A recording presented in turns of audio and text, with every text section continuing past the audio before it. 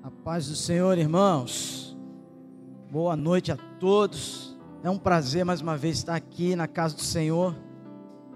E para aqueles que estão também aí na internet conectados com a gente, que Deus possa estar falando com você aí poderosamente. E nessa noite, irmãos, mais uma vez aqui nesse lugar, eu quero ministrar, falar um pouco mais sobre ambientes.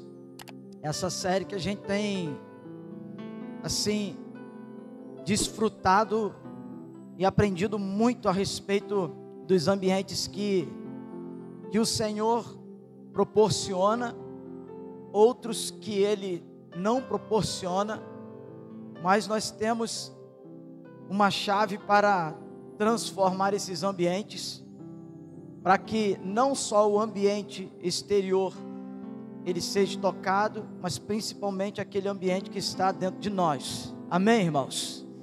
Por isso que a gente sempre fala a respeito de uma reunião, um ajuntamento de crente não significa que Jesus está nele.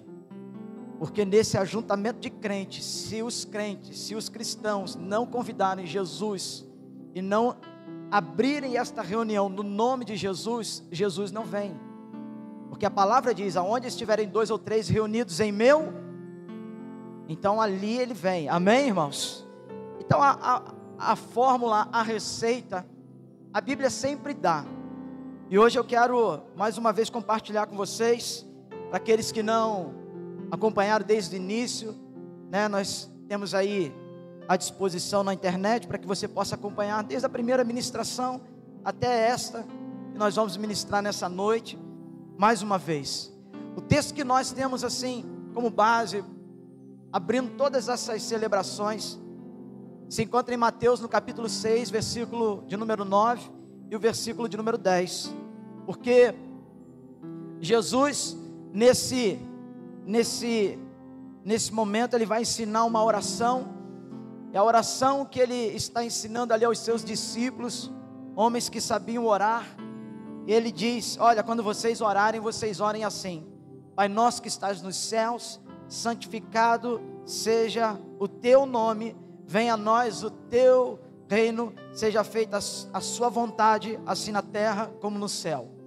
Dos discípulos a Jesus, porque a maioria das orações que as pessoas fazem é aquela que está restrita ao nosso querer, é aquela que está restrita à nossa vontade, é aquela que está restrita ao nosso bem-estar. E Jesus começa uma oração conectando a mim e a você com o Pai, dizendo aonde Ele está, santificado seja o seu nome, dando toda a honra e glória àquele, e pedindo, venha o teu reino sobre nós. Se o reino dele vier em nós, e se a vontade dele for feita através do reino que está em nós, irmãos, aquilo que está em nossa volta vai modificar, será transformado em nome de Jesus. A oração, ela tem o poder de transformar, de consertar todos os ambientes errados. Você pode dar um amém nessa noite? Aleluia. Não só os ambientes externos, como também aquele ambiente interno, aquele, sabe, que está dentro de nós. Pois a ideia de Jesus, a ideia do Senhor, a ideia do Pai, de Deus, do Espírito Santo, a ideia nunca foi sobre como nós chegamos aqui, mas a ideia sempre é como nós vamos embora daqui. Porque a gente chega aqui, irmãos, e muitos de nós chegamos num ambiente como esse aqui completamente arrebentados. A gente começa a adorar o Senhor, e quando a gente chega nesse lugar entristecidos com algumas coisas da vida, algumas lutas, algumas batalhas, a gente olha para o lado e vê alguém se rasgando para o Senhor, vê alguém conectado com os céus, vê alguém sentindo a presença do Pai, vê alguém chorando, vê alguém celebrando, e a gente está ali, não sabendo como se conectar, como entrar nesse ambiente. E então eu quero dizer para você nesse lugar, que se você entrou hoje aqui assim, se você está em casa onde estiver, sabe, dessa forma, sabe, não conseguindo se conectar com o Senhor, eu quero dizer que a preocupação do Pai nunca foi como você chegou aqui, mas Ele está interessado em como você vai sair daqui. Aleluia. E eu creio, irmãos, que você vai sair daqui, se nós entrarmos nesse ambiente, entendendo que cada lugar que Deus nos leva tem algo para fazer em nós, nós nunca vamos entrar num ambiente como esse da mesma forma que nós saímos. Sabe, ontem eu estava ministrando de tarde num congresso de jovens, ontem eu fui ministrar à noite em outro lugar, em um ajuntamento de jovens, e da mesma forma que eu estou hoje aqui ministrando a palavra, eu entrei nesse lugar e eu pedi ao Senhor nesses ambientes: Deus, fala comigo, Senhor, toca-me de forma diferente daquela que o Senhor já me tocou, eu quero mais. Por quê? Porque, irmãos, a palavra é muito simples. A palavra a respeito dessa vontade de querer mais do Senhor, a Bíblia fala que nós somos sal da terra e luz do mundo. Então o Senhor te salgou, sim ou não, irmão? Amém? O Senhor te salgou, amém? Agora, por que Ele fez de você e colocou em você sal? Porque o sal, ele dá o que na gente se a gente comer muito? Ele dá o que? Sede. Irmão, ou você está soço ou você está salgado. Por quê? Porque se você tiver soço, você não quer água. Mas se você está salgado, você vai querer beber da água da vida toda vez que você entrar num ambiente como esse. Amém? Então profetiza para alguém que está do seu lado aí, por favor, coloca a mão nele, no ombro, né? Não precisa ser no rosto, na cabeça, mas no ombro, e diga assim: Senhor, salga essa pessoa. Irmão, salga essa pessoa. Por quê? Porque quanto mais sal tiver, mais sede terá, e mais água da vida, do rio da vida, como diz Apocalipse, sabe, vai jorrar e você vai beber mais e mais do Senhor. Amém, irmãos? Então olha para o lado e diga assim, ó: se não for para cultuar, olha aí, fala, se não for para cultuar, pode ir embora.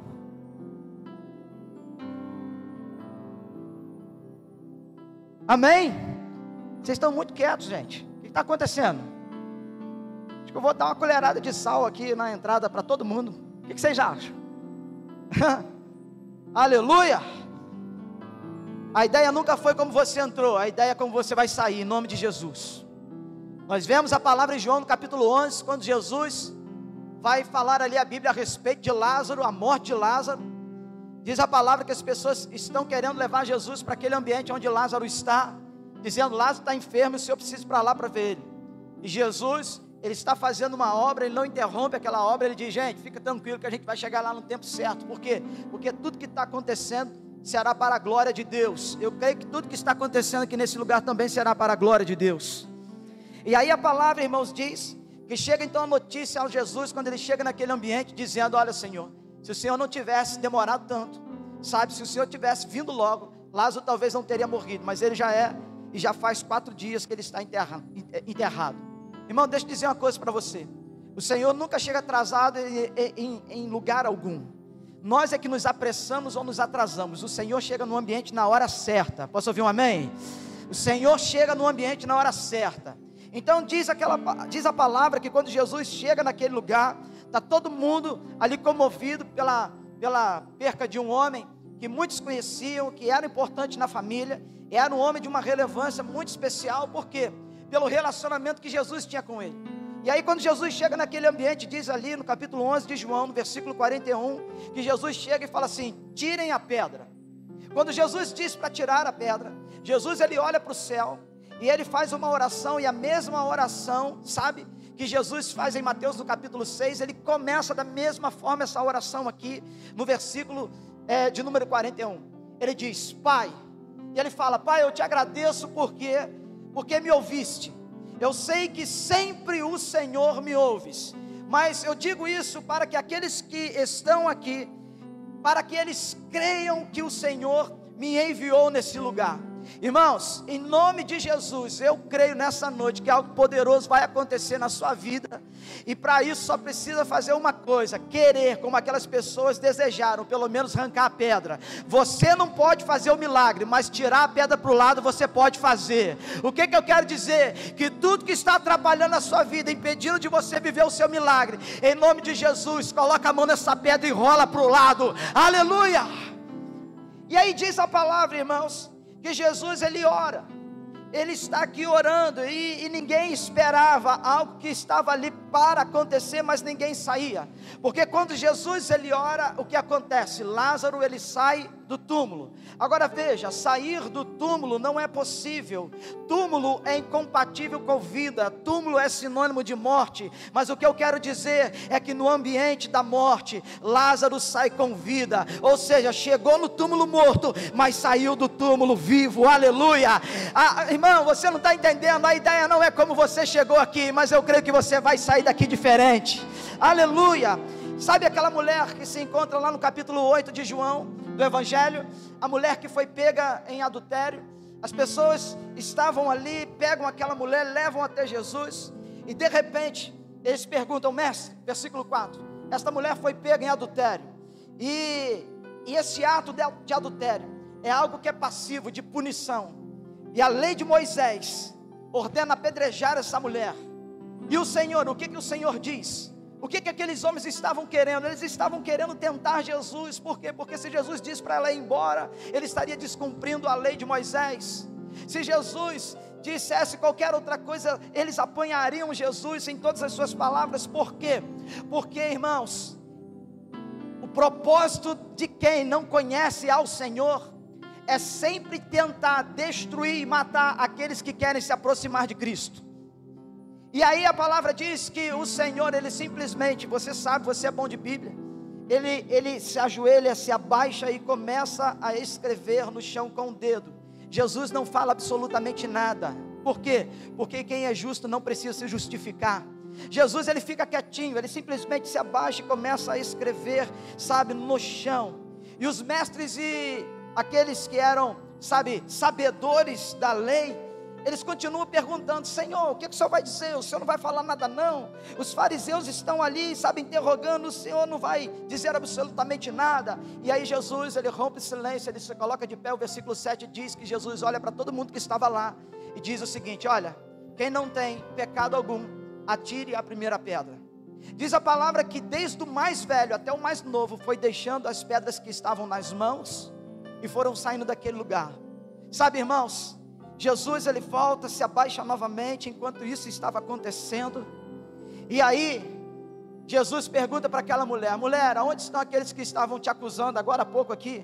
Aonde estão aqueles que estavam te acusando? Ninguém te condenou? Ela olha para Jesus e fala, não, Senhor, ninguém me condenou, na verdade eles foram embora. E Jesus declara, olha, eu também não a condeno, agora vai e abandone a vida de pecado. Ou seja, no ambiente da vergonha, ela sai perdoada, chegou desmoralizada e saiu de cabeça erguida. Não é como você entrou, querido, é como você vai sair daqui nessa noite em nome de Jesus. Alguém pode dar um glória a Deus aí e adorar o Senhor, irmão? Irmão, só tem uma forma para quem pega a pedra para te tacar, só tem uma possibilidade para esse. Se você se encontrar com Jesus, todos aqueles que têm uma pedra na mão para te apedrejar, vão ter que jogar pedra para o chão. Toda arma contra você não vai prevalecer em nome de Jesus. Então os ambientes, eles nos provam, eles nos desafiam. Os ambientes, eles sequestram as nossas emoções, porque tanto, sabe, a respeito de Lázaro, como essa mulher que foi pega em adultério, as pessoas que estavam envolvidas nesses conflitos, estavam com as suas emoções sequestradas, elas se fizeram reféns das suas emoções. Mas quando o ambiente do céu, irmãos, ele toca a terra, toca o natural ele tem que sair para dar lugar ao sobrenatural, aleluia. Quando o céu toca a terra, irmão, o possível tem que sair para dar lugar para o impossível, em nome de Jesus. E eu creio que Deus tem algo para fazer aqui nesse lugar, nesse ambiente, porque a proposta do alto, irmãos, sempre é essa: o céu toca a terra. Mas o ambiente, irmãos, quando o céu toca, preste atenção no que eu vou falar, ou você é aquele que atrapalha o milagre, ou você é aquele que busca o milagre. O que você é nessa noite? Aquele que atrapalha o milagre ou aquele que busca o milagre? As pessoas pegam parte da Bíblia e ficam dizendo assim: não, é porque os milagres, eles vão correr atrás sabe, das pessoas. A gente não precisa correr atrás dos milagres. Eu já falei isso, irmão. E isso é a maior idiotice, sabe por quê? Porque quando a prioridade é só o milagre, isso está completamente errado. Mas quando a gente precisa, quem disse você que não pode correr atrás do milagre? Eu não estou falando de interesse, eu não estou falando de benefício, eu estou falando quando você quer correr atrás do milagre para ter a vida transformada. Lembra da mulher do fluxo de sangue? Ela correu ou não correu atrás do milagre, sim ou não? Como é que não pode correr atrás do milagre? Você não pode correr atrás de pessoas. Agora atrás de Jesus, irmão, quando ele perceber que você deu um passo para ele, você não precisa mais fazer nada. Você pode ter certeza que ele vai vir todinho em sua direção. Aleluia! Agora presta atenção. Você quer ser o que nessa noite? O que atrapalha o milagre ou o que busca o milagre? O que você quer, irmão? Você quer buscar ou atrapalhar? Você quer buscar ou atrapalhar? Lucas capítulo 5, versículo 17. Diz que alguns homens, e diz a palavra, em Marcos no capítulo 2, que eram 4 homens, 4 amigos. Eles estão levando um paralítico em uma maca para um lugar aonde o milagre chamado Jesus estava. Quando eles chegam naquela casa, Max, se você sabe da palavra, eles chegam lá com um paralítico em uma maca. Eles chegam lá e se deparam com uma casa cheia, uma multidão na casa onde eles não podiam entrar. Essa multidão era composta de pessoas comuns, de fariseus e de mestres da lei. Eles chegam, não conseguem entrar. Então o que eles fazem? Eles vão atrás do milagre. E o que eles fazem? Eles sobem naquela casa com um paralítico, um homem em uma maca. Eles arrancam o telhado, abrem um buraco naquele telhado. Irmão, você imagina alguém agora andando aqui nesse lugar? Você imagina o barulhão que estava aqui? E imagina que agora está todo mundo, sabe, ao invés de prestar atenção aqui, gente, o que está acontecendo? Esse telhado está caindo. O que está acontecendo? Caiu alguma coisa em cima, e a gente está vendo passos ali, e a gente está vendo, sabe, barulho ali, e a gente consegue olhar para o alto, e a gente consegue, sabe, ver que agora há um espaço que antes não existia. E quando a gente está olhando, sabe, tem 4 homens lá em cima, descendo um paralítico numa maca. E aí eu fico entendendo, irmãos, o como é precioso, sabe, quando você quer alguma coisa e busca alguma coisa em Jesus. Diz a palavra que aqueles homens, eles abrem um buraco no telhado e desce aquele paralítico na frente de Jesus. Diz a palavra, o texto diz lá, que Jesus vê a fé deles. Por quê? Porque fé é transformada em ações. Será que você está disposto hoje nesse lugar a fazer um buraco no telhado, irmão? Será que você está disposto hoje nesse lugar aqui fazer algo que você nunca fez? Será que você está disposto hoje a carregar alguém para buscar o milagre? Porque é isso que a palavra está dizendo, irmão. E é isso que esses jovens fizeram. Eles chegaram na igreja e falaram assim: caramba, não dá para entrar por aqui, então a gente tem que arrumar alguma coisa. Por quê? Porque hoje eu vim aqui para encontrar com o milagre chamado Jesus. Aleluia! Diz a palavra, o versículo de número 20, que quando Jesus vê, irmãos, aqueles homens descendo, e eu fico imaginando, presta atenção, essa semana floriu uma árvore aqui em Bom Jardim, que é linda, é um dos cartões postais daqui dessa cidade, né? Aquele IP amarelo, lá do posto de saúde, é ou não é, gente? Eu tenho uma foto lá, eu, a Di, a Estela, a Larissa ainda não, né? Não tinha Larissa, era Larissa? Tem com ela também, né? Mas a gente tem lá uma foto lá naquele IP, Flavinho que tirou a foto pra gente. E aí a gente fica contemplando, e foi o que eu comentei nessa semana, cara, é impossível você não ver, eu falei isso com o Flavinho, é impossível você não ver Deus na natureza, é impossível você não ver Deus na criação. Por quê? Porque há dias atrás, pessoas estavam dizendo que aquela árvore estava morta. E eu disse para ele: Flavinho, quando eu olho para uma árvore assim, eu me lembro daquela passagem, porque há esperança para uma árvore que mesmo cortada a sua raiz ao cheiro das águas, aleluia, ela vai brotar. E aí hoje, sabe, essa semana aquela árvore está lá, linda, maravilhosa, toda amarelinha. Agora presta atenção, nós somos o que do Senhor? Nós somos criatura. E agora a criatura está contemplando a beleza, sim ou não? Agora você imagine o Criador contemplando a criatura. O Criador para e fala: peraí, o que está acontecendo? Irmão, em nome de Jesus, você precisa entender que existem formas de atrair a atenção do Mestre. Você precisa entender que existem formas que os olhares dele se voltam para você. E aqui é isso: Jesus olha e vê a fé desses homens. E aí diz a palavra que os fariseus, os mestres da lei, eles começam a pensar: cara, que homem é esse? Quem pode perdoar pecados? Quem é que pode trazer uma blasfêmia dessa? Sabe, porque somente Deus pode perdoar os pecados. Diz a palavra que Jesus, sabendo o que eles estavam pensando, ele fala assim: por que vocês estão pensando isso ao meu respeito? O que é mais fácil dizer? Levante-se ante, ou perdoados estão os seus pecados? Para que vocês saibam que o Filho do Homem tem na terra autoridade para perdoar pecados. Ele disse ao paralítico: eu digo a você, levante-se, pegue a sua maca e vá para casa. Aleluia! Presta atenção, irmão, aqui nesse ambiente, quem é você, quem sou eu?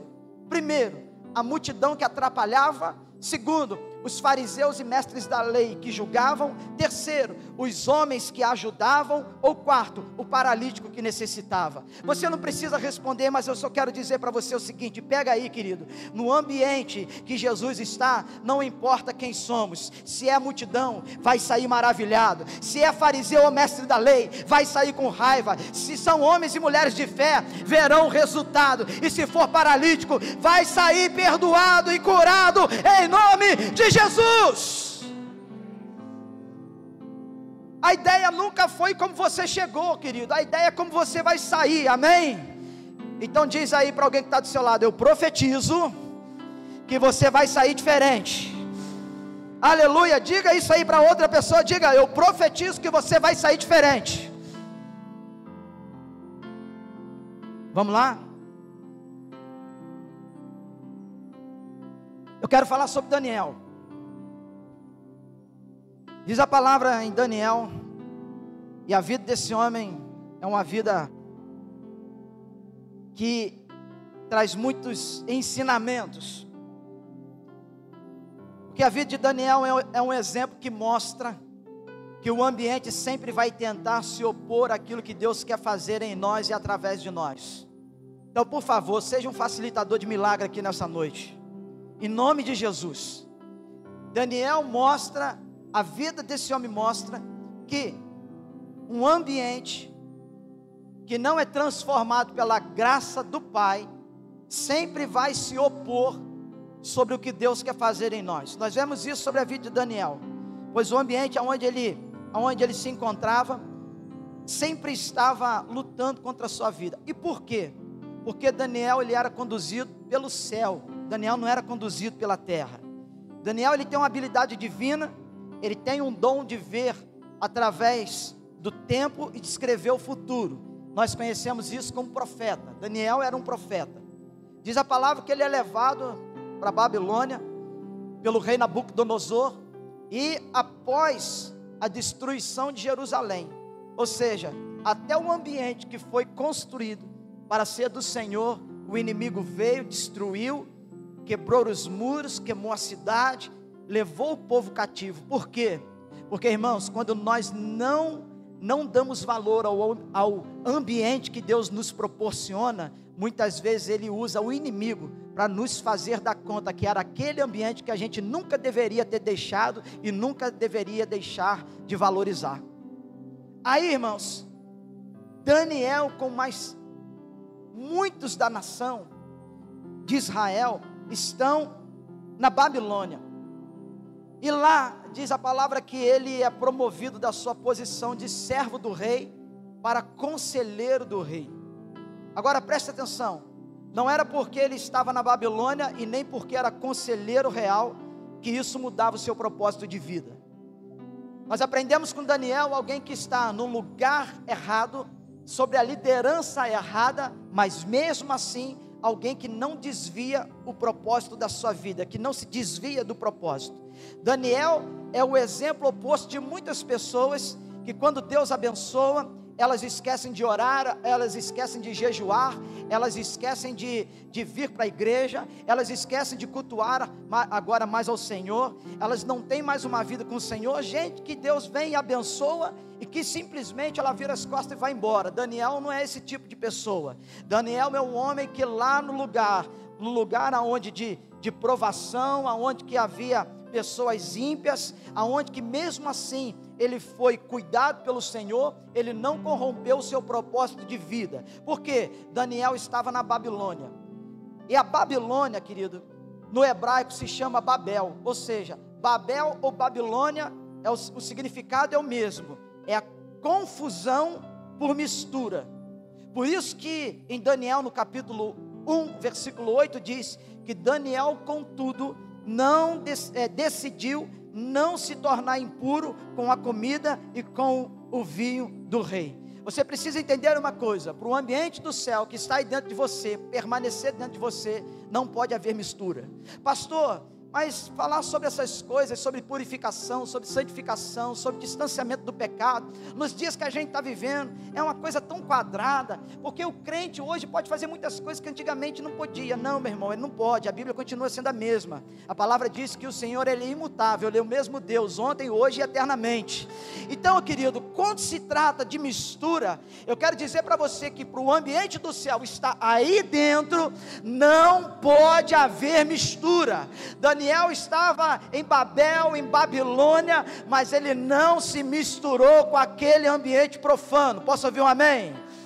Então veja bem, aqui tem uma linguagem espiritual, irmão, porque não se trata apenas de comida e bebida, mas de uma cultura que tinha como objetivo se misturar com a cultura do céu. E Daniel está dizendo: olha, embora eu esteja na Babilônia, essa cultura não vai se misturar com a cultura do céu que está dentro de mim. Embora, ou seja, eu vou trazer para os nossos dias, embora você trabalhe num ambiente que ninguém é crente, que lá todo mundo fala coisas obscenas, que lá todo mundo conta piada obscena, que lá está todo mundo falando mal um do outro, que lá está todo mundo mexendo com a mulher um do outro, com o marido um do outro, sabe, irmão, você não faz parte disso em nome de Jesus. Se as pessoas estão pregando que a gente pode ser um pouquinho corrupto, não, você lá está professando a fé e dizendo: eu não me corrompo com esse mundo. Se as pessoas naquele ambiente estão falando mal do patrão, você está orando pelo patrão. Se as pessoas naquele ambiente estão falando mal da igreja,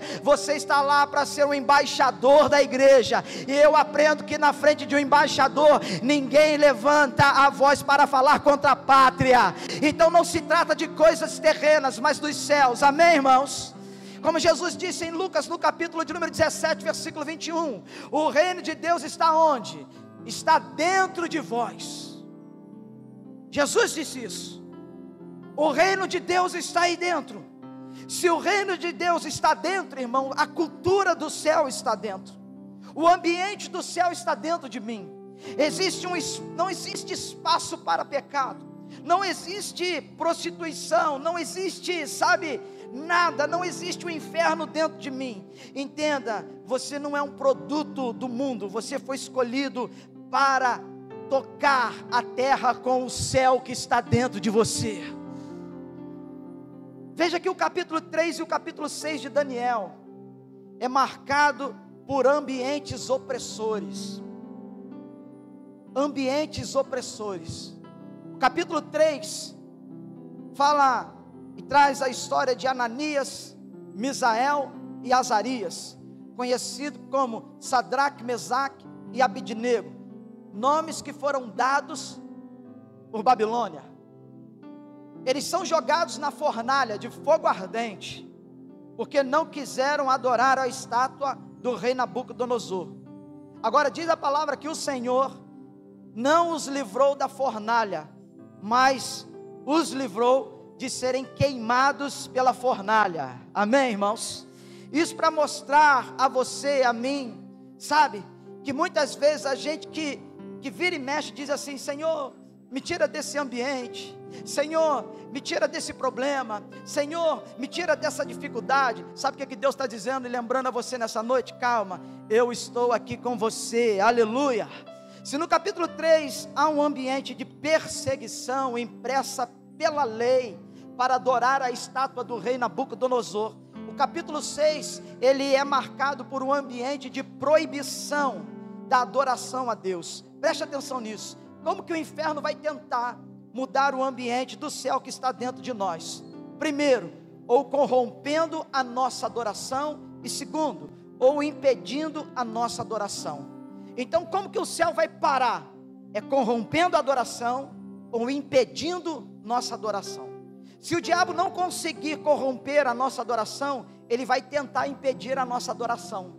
Porque se o diabo, irmão, tudo que aconteceu no mundo, isso tem algo espiritual, sabe? Por tudo que aconteceu e que está acontecendo. Porque quando o diabo viu que não podia parar a adoração da igreja, ele tentou.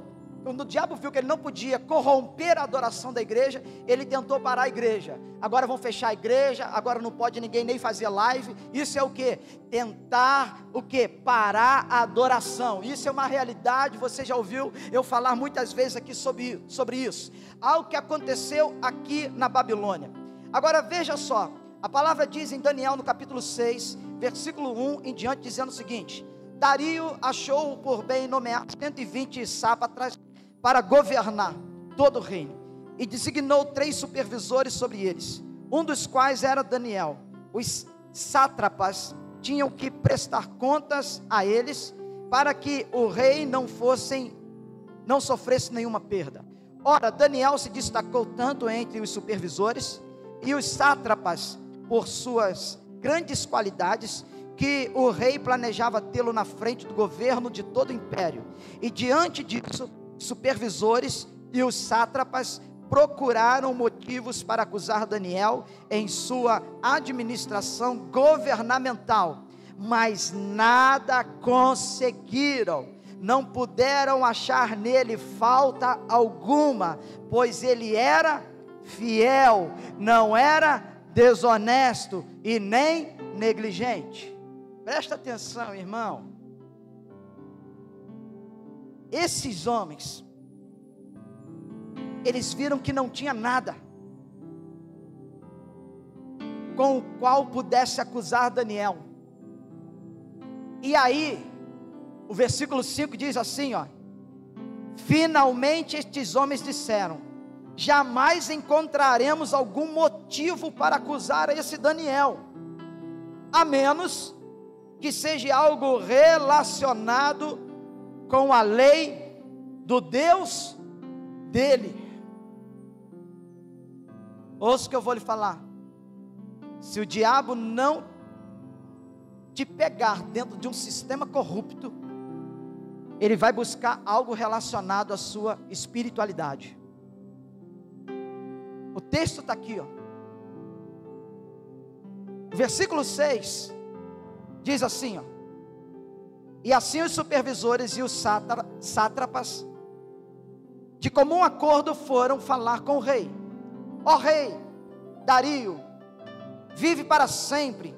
Todos os supervisores reais e os prefeitos, os sátrapas, os conselheiros, os governadores concordaram em que o rei deve emitir um decreto ordenando que todo aquele que orar a qualquer Deus ou a qualquer homem nos próximos 30 dias, exceto a ti, ó rei, seja atirado na cova dos leões.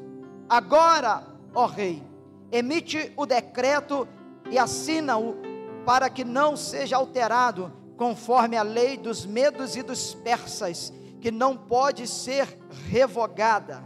E o rei Dario assinou o decreto. Veja, irmãos, Dario aqui representa tudo aquilo que é usado para tentar nos roubar de Deus. Representa tudo aquilo que quer nos tirar do Senhor, nos limitar, nos corromper, danificar, impedir. Dario representa tudo aquilo que tenta nos afastar de Deus. E o inferno sabe que tirando os nossos olhos de Deus, a nossa confiança é abalada. Se os nossos olhos não estiverem no Senhor, a nossa confiança ela cai por terra. O inferno sabe disso. E a ocasião era: não pode se orar, não pode falar com Deus, porque a oração é a conversa que nós temos com o Senhor. Ou seja, ninguém pode se relacionar com Deus. E é isso que o inferno quer, que você não se relacione com o Senhor. E a oração é o que nos faz ficar centrados em Deus, que nos faz ficar conectados em Deus. Você lembra do rei Jeosafá? Diz a palavra que os moabitas, os amonitas e os meunitas, eles se juntam, formam uma aliança, e todos eles formam um exército e vão contra o rei Jeosafá. E chega ali em 1 Crônicas, 2 Crônicas, no capítulo de número 20, versículo 12, que aquele rei, não sabendo o que fazer, ele diz só uma coisa: bom, Senhor, eu sei que nós não temos ir contra esta gente, porque eles são fortes, são numerosos, nós seremos destruídos, nós não sabemos o que fazer. Mas aquele rei diz uma coisa poderosa, ele diz: os nossos olhos, a gente não sabe o que fazer, mas os nossos olhos, eles estão postos em Ti. Eu quero dizer para você nessa noite, meu querido, que não importa o exército que se levanta contra você, porque pode até mesmo o inferno se levantar contra você, mas os seus olhos, eles precisam estar no Senhor, e nada pode desviar o seu olhar dele. Aleluia. Irmão, sabe quando que nós perdemos uma guerra? Não é quando o inimigo é maior do que nós, até porque o inimigo sempre ele é maior do que nós. Isso é uma realidade. Nós perdemos as guerras quando nós tiramos os nossos olhos do Senhor. Agora, quando os nossos olhos estão no Senhor, é aquilo que João escreveu em sua primeira carta, no capítulo 4, versículo 4. Ele diz: filhinhos, vocês são de Deus e os venceram, porque aquele que está em vocês é maior do que aquele que está no mundo. Ou seja, a vitória, se eu venço, não é minha, mas é do Senhor. Mas se Ele está em mim, a vitória é nossa, em nome de Jesus. Dá um amém aí, irmão. A ordem era: não pode orar. A ordem era o quê? Não pode orar. A minha pergunta para você é: como que está a sua oração? Porque hoje pode orar. Não tem decreto dizendo que não pode orar. Quanto tempo que você tem lá investido na oração? Não se vence guerra sem oração. Não se vence. Quanto tempo que você e eu, nós temos tirado para orar, irmão? O decreto é: não pode orar. E o que Daniel faz? Versículo 10.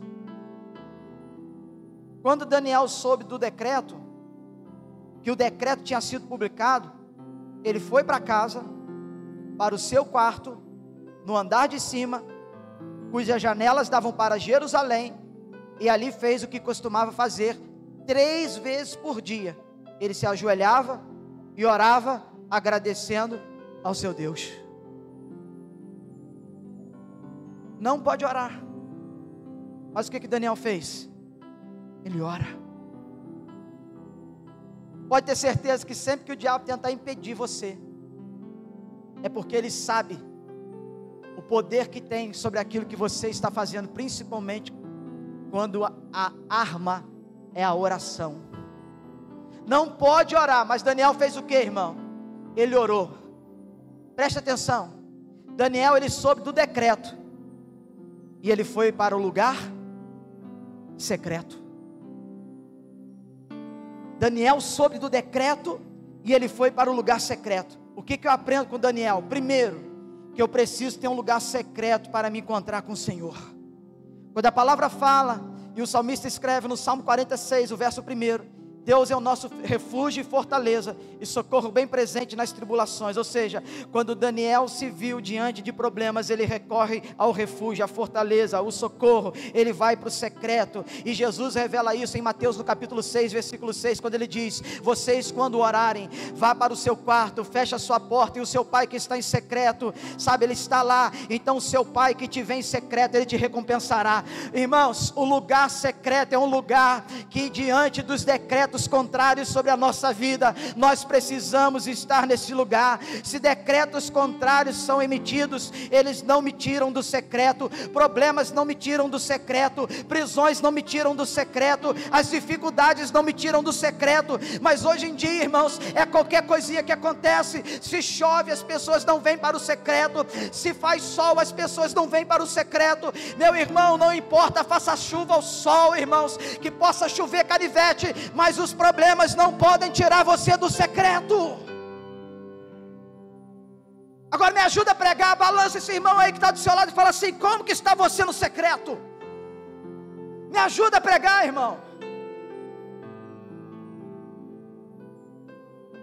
Como que está você no secreto, campeão?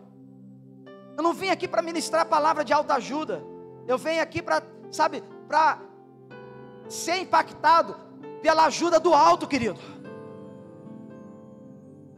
Eu não vim aqui para você pregar uma mensagem que para você vai sair daqui: nossa, hoje eu fui abençoado. Não, a palavra, o significado dela, sabe, o evangelho, boas novas acontecem quando há mudança de vida. Deus te trouxe aqui para mudar esse ambiente que está dentro de mim, de você, irmão.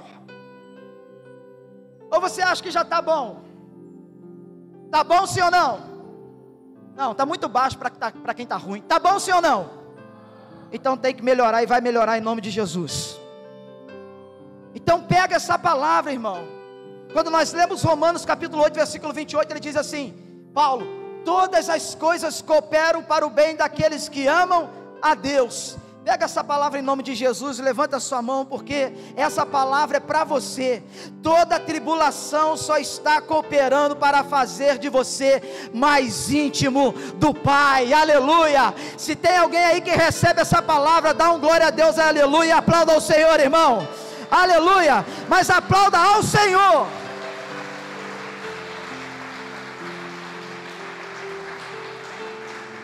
Aquele ditado que diz que quanto mais eu rezo, mais assombração aparece. Para o cristão quanto mais problemas aparecem, mais eu oro. Aleluia. Se tem problema, então eu estou orando, eu vou para cima, eu não desisto. Quanto mais problema, mais enganjado na oração eu vou estar em nome de Jesus. O que eu aprendo com Daniel? Segundo, que notícias negativas não alteram a minha rotina. O que Daniel fez, irmão? Simplesmente ele fez o que ele fazia todos os dias. Foi para o quarto, para o seu quarto, para um local que dava para Jerusalém, e ali ele faz o que costumava fazer. Agora, essa oração de Daniel, preste atenção. Essa oração de Daniel é uma oração profética. Porque Daniel, ele tinha sido tirado da onde? Jerusalém. E ele abre a janela para onde? Você está entendendo isso ou não? Sabe o que Daniel está ensinando? Que as nossas orações, aonde que for o problema, a gente vai ajoelhar, abrir a janela e falar assim: problema, graça. A oração de Daniel é uma oração profética, irmão. Eu quero te dizer que os problemas não têm que fazer você correr, você tem que encarar os problemas. Você tem que encarar os problemas. Não é correr deles, é fazer como Jesus. Pai, eu não estou muito afim não, mas eu vou encarar a cruz. Pai, eu não estou muito afim não, se for possível passa de mim esse cálice. Mas não, Jesus está fazendo o que? Como Daniel, orando. Irmão, só tem uma forma da gente correr para a cruz. Só tem uma forma da gente abrir a janela e olhar para o problema. Sabe qual é? É através da oração. Então por favor, não corra do problema, encare o problema, mas encare com oração em nome de Jesus. Daniel não mudou a sua rotina. Irmão, aquele dia que você está mais arrebentado, esse é o melhor dia para você vir para a igreja. A coisa pegou fogo dentro de casa. O que você vai fazer? Vai ficar em casa no dia de culto? Tem que vir para onde? Brigou no trabalho. O que você vai fazer? Vai ficar em casa no dia de culto? Vai vir para onde? Irmão, não mudou a rotina. O nosso problema é que quando acontece alguma coisa que foge do nosso controle, a gente se paralisa, irmão. Eu estou dizendo isso para você porque isso já aconteceu comigo. E quando eu aprendi que são nesses dias que o Senhor quer tratar mais especialmente comigo, eu aprendi que quanto mais quebrado eu estou, é onde que Deus vem e faz coisas que eu não esperava. Eu quero dizer para você que já faltou, que já se ausentou, que não foi mediante a problemas, tem um Deus que é maior do que todos os problemas. Aleluia! Daniel, irmãos, ele não mudou a sua rotina através das notícias negativas. É aquela canção que, eu me lembro daquela canção, né? Acho que, eu sei que é uma mulher que canta, porque eu não sou muito bom para isso não. Mas que a gente já cantou várias vezes aqui, né? Se eu subir, te adoro. Se eu descer, te adoro. Como é? Que era da peça aí. E como é que canta aí? Se eu descer. Pega o microfone, me ajuda aí. O que está acontecendo, meu Deus do céu? Você não sabe cantar, não? Acho que vocês não entenderam a chavinha que está virando aqui nessa noite, não, né? Como é que é? Dá um sol aí pra gente aí. Aumenta esse teclado aí, por favor. Se eu subir, te adoro. Se eu perder, tá certo isso aí? Se eu subir, eu tô falando, vocês têm que ficar aí ligados, hein? Se eu vocês estão dormindo, hein? Vamos lá, aí, ó. Te adorar é o meu prazer.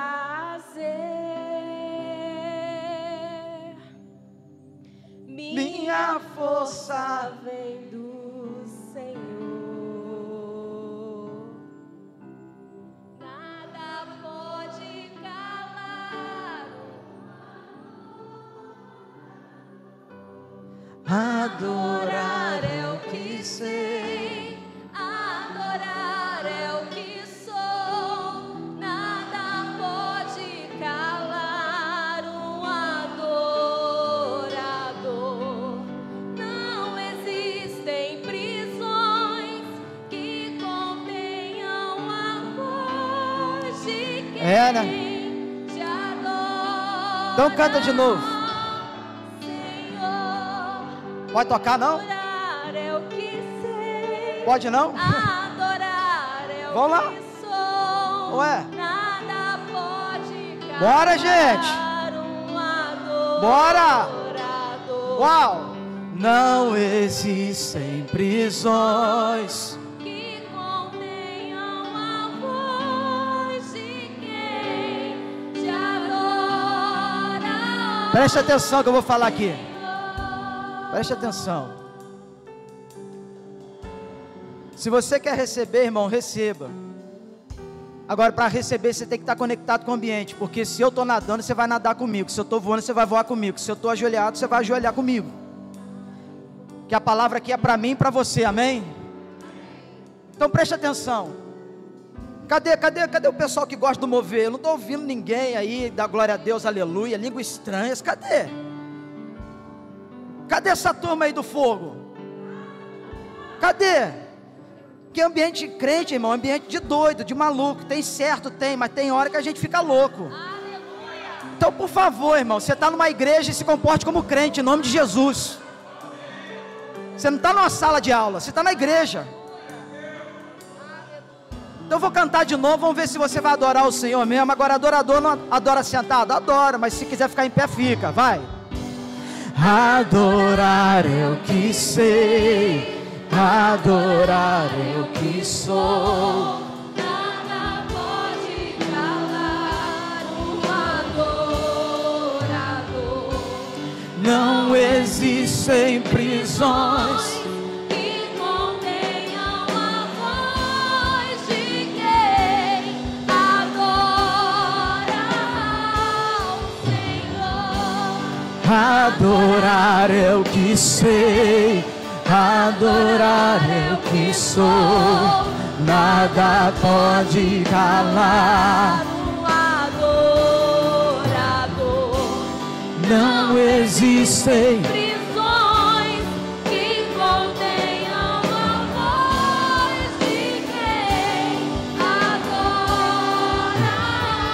Preste atenção. Não aplauda o Senhor, não sente, mas só ouça. Se eu estou empregado, se eu estou desempregado, se eu tenho saúde, se eu estou sem saúde, se é na alegria ou na tristeza, com dinheiro, sem dinheiro, tendo muito, não tendo nada, o que Paulo falou? Eu sei viver com tudo. Paulo está dizendo, tudo isso, nada muda quem eu sou. Então, em nome de Jesus, entenda essa palavra, irmão. Eu não mudo a minha rotina no Senhor. Não importa o que eu estou passando. Se eu sou adorador, eu vou continuar adorando. Se eu oro, eu vou continuar orando. Então canta aí, vamos. Adorar é o que sei, adorar é o que sou.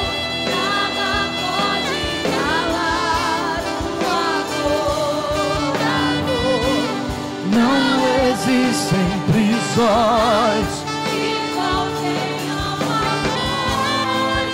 nada pode te conter.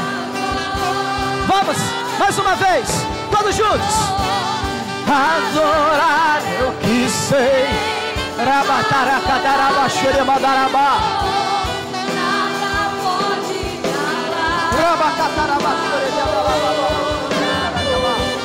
Não existem e não tenham a voz de quem te adora. A voz de quem te adora. Mais uma vez a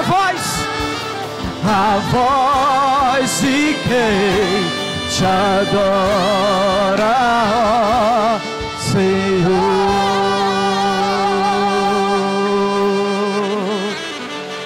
Rabacharacatarababaçu.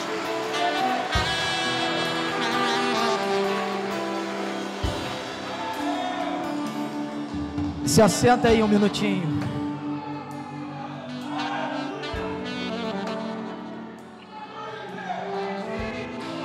Chore a cantarabaçu e dará cantarabaçu. Obrigado. Glória a Jesus.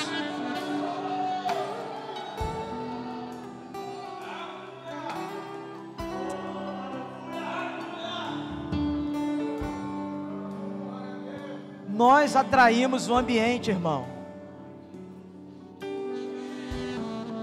Irmãos, depois que eu li,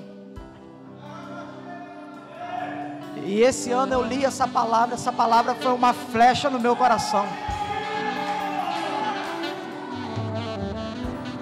Paulo disse: eu não me canso de dizer as mesmas coisas. Se tem uma coisa que eu não vou me cansar de dizer aqui, lembrar você, querido, você é responsável, nós somos responsáveis por atrair o ambiente dos céus.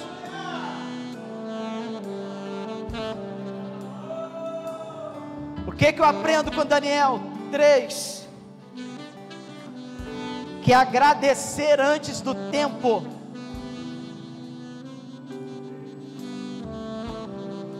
Tem um negócio apitando aí. Que agradecer antes do tempo é ter certeza de vitória. Porque Daniel vai para lá com um decreto contrário, não pode orar. Daniel ajoelha, abre a janela, olha para Jerusalém, e ele vai orar e vai falar: eu te agradeço, Deus. Ou seja, a minha atitude de agradecer, ela determina, ela mostra se eu creio ou se eu não creio. Jesus viu a fé daqueles homens. Irmão, quando a gente vem e agradece por algo que ainda não aconteceu, significa que nós cremos que a vitória é certa. Não é uma possibilidade, é uma realidade. Por isso que o salmista do Salmo 56, verso 11, ele diz: em Deus eu confio e não temerei. O que poderá me fazer o homem? Como que Daniel tinha essa certeza ao ponto de agradecer? Porque a sua certeza estava na sua identidade. O nome hebraico de Daniel significa: Deus é meu juiz. Aleluia! O seu nome nessa noite, irmão, tem que significar alguma coisa. Ou seja, pode me acusar, pode falar, pode levantar tudo contra mim. Quem me julga é Deus. E o Salmo 7 verso 11 diz que esse Deus é justo juiz. Essa palavra é para você que vai ser ou que é ou que foi perseguido, acusado, caluniado, injuriado, defraudado. Tem um juiz que é Deus, e este juiz é justo e não vai permitir que você seja abalado. Amém. O texto diz que aqueles homens que planejaram o decreto a fim de prejudicar Daniel, irmão, só estavam esperando para dar o bote. Por quê? Porque eles sabiam que Daniel iria orar. Eles sabiam. Entenda que o mundo está de olho em mim e em você. Mas eu profetizo que o que eles vão ver em nossa vida é Jesus. Aleluia! Porque é isso que tem que ver em nós. Aleluia, Jesus. Não é a gente, é Jesus. Você está aí comigo, irmão, sim ou não? Então eu creio, irmão, que nesse ambiente Deus está nos proporcionando um nível de intimidade com Ele, que será tão intensa, que mesmo quem não serve ao Senhor vai ver isso na nossa vida, em nome de Jesus. Daniel vai orar, aqueles que queriam prejudicar, aqueles que queriam ser o mal, vão falar com o rei. Dario, o negócio é o seguinte: nós temos que jogar Daniel na cova, porque o decreto que o rei assinou não pode ser violado, tem que ser cumprido. O texto fala que trouxeram Daniel mesmo contrariando tudo aquilo que Dario, porque ele gostava de Daniel. E quando chega no versículo 16 do capítulo 6, diz o seguinte: que então o rei deu ordens e eles trouxeram Daniel e o jogaram na cova dos... Aonde que jogaram Daniel? Na cova dos leões. Presta atenção. Ora, rei, disse Daniel, olha que poderoso, que o seu Deus, o rei disse a Daniel, que o seu Deus a quem você serve continuamente o livre. Presta atenção, tudo que Daniel estava passando era uma armação diabólica, onde usaram o rei Dario para isso. Ouça, quando o diabo não pode tocar em você diretamente, ele vai usar alguém para chegar até você. O diabo sabe que não pode tocar em você, então vai lá e usa alguém para chegar até você, que é de carne, que é de osso. Agora, presta atenção, qual o ambiente que Daniel está? Na cova dos... E o testemunho do rei é lindo, porque ele fala assim, que o seu Deus a quem você serve continuamente o livre. Ou seja, mesmo na cova dos leões, Daniel iria continuar servindo a Deus. É na igreja eu sirvo a Deus, é na rua eu sirvo a Deus, é em casa eu sirvo a Deus, é na cova dos leões eu estou servindo a Deus. Tem alguém que está servindo a Deus comigo nessa noite, nesse lugar? Irmão, se você crê nessa palavra, eu creio que em nome de Jesus, nem a cova vai mudar quem você é. Agora preste atenção nisso aqui para a gente encerrar. Dependendo da tradução, diz que Daniel era supervisor ou um presidente ou um administrador do rei. Isso é verdade. E o que isso mostra? Que nos lugares altos ele servia a Deus, e também na cova dos leões ele continuava servindo a Deus. Por quê? O Salmo de número 139, verso 8, 9 e 10 diz assim: se eu subir ao céu, tu lá estás. Se eu descer ao mundo dos mortos, lá estás também. Se eu voar para cima e o oriente, ou for e viver nos lugares mais distantes do ocidente, ainda ali a tua mão me guia e ainda ali tu me ajudas. Ou seja, seja nos lugares altos, ou seja nos lugares mais distantes da terra, ou até mesmo na cova, ali o Senhor está. Entenda, querido, que Deus está dizendo que nos lugares altos, de destaques, de autoridade, como também na cova dos leões, ali a mão dele nos guia. A mão do Senhor está aí com você. Tanto faz se é no alto, se embaixo, ali ele nos ajuda. Diz o texto, irmão, que o rei, ele volta para o palácio, não come, não bebe, não dorme. O rei não come, não bebe e não dorme.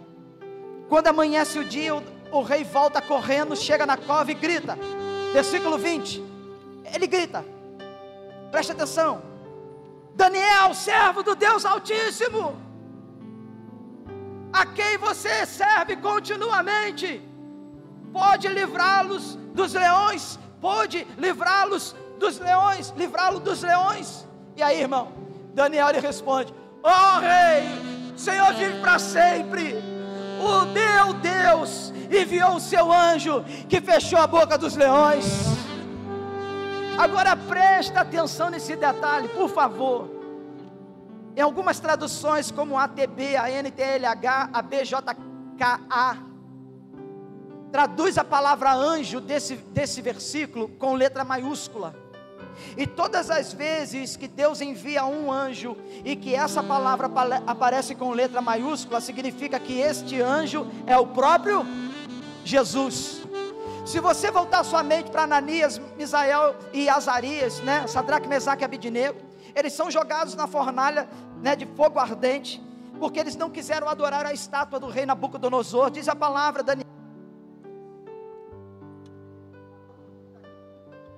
Daniel capítulo 3, versículo de número 24, diz assim, que o rei Nabucodonosor ele fica doido, porque ele olha para os caras e fala assim: gente, nós não lançamos 3 homens lá dentro. Eles falaram: lançamos.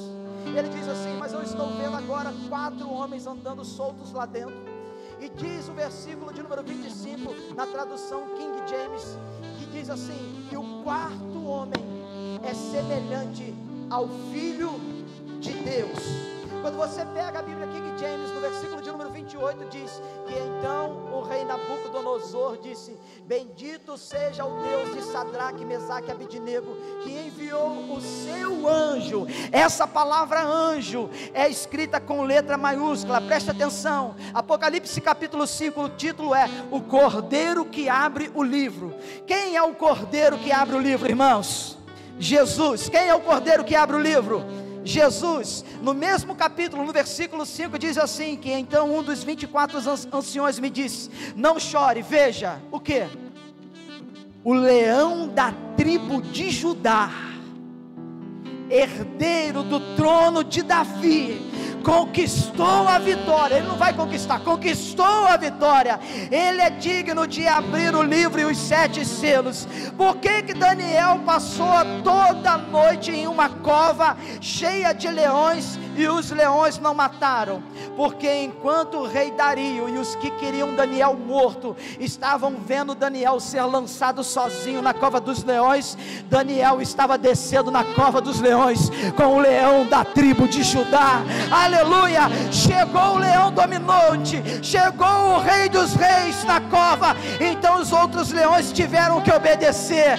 Ou seja, Daniel está ali, mas o leão da tribo de Judá está ali com ele. Essa palavra aí é para quê, irmão? Essa palavra aqui, deixa eu te falar, não se preocupe com a cova nem com os leões, porque quando o leão da tribo de Judá chegar, todos os outros leões terão que jejuar. Aleluia! Olha para alguém com cara de profeta aí e diga assim: você não está sozinho. Fala assim: o leão está contigo. Diga: o leão está contigo.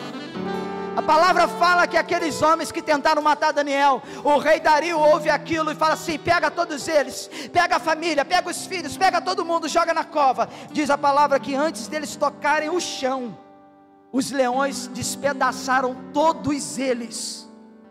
Diga para quem está do seu lado: no ambiente da morte, me ajuda aí, no ambiente da morte, a vida vai estar com você. Aleluia! A vida vai estar com você.